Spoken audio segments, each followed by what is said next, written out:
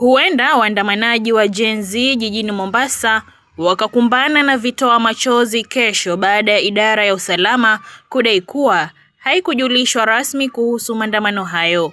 Kwa mjibu wa kamishna wa kaunti ya Mombasa, Mohamed Nur, idara ya usalama haijapokea notisi rasmi ya maandamano ya kuwakumbuka vijana wa Gen Z waliofariki wakati wa maandamano ya kupinga mswada wa fedha wa mwaka 2024 mwaka 2025.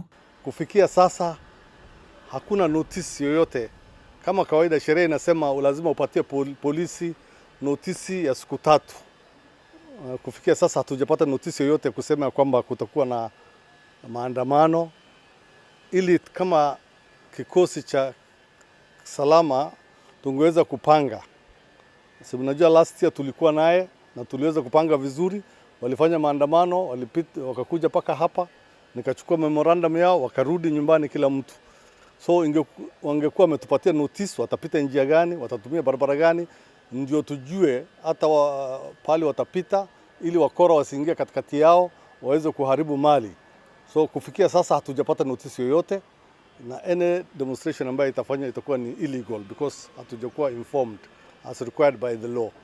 Kauli ya idara ya usalama imeonekana kukinzana na ile ya wanaharakati wa haki za binadamu ambao wanasisitiza kuwa maandamano hayo yatafanyika kama ilivyopangwa, wakidai kuwa tayari wamewasilisha notisi kwa polisi.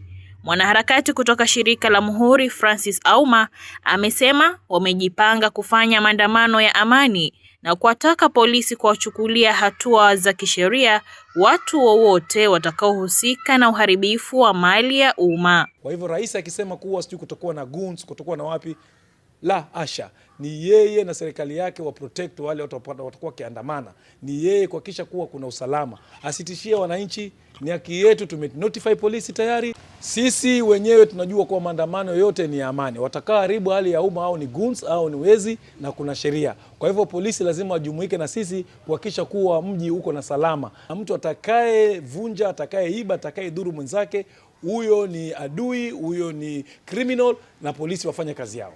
Farida Ali, Aswirat TV, Mombasa.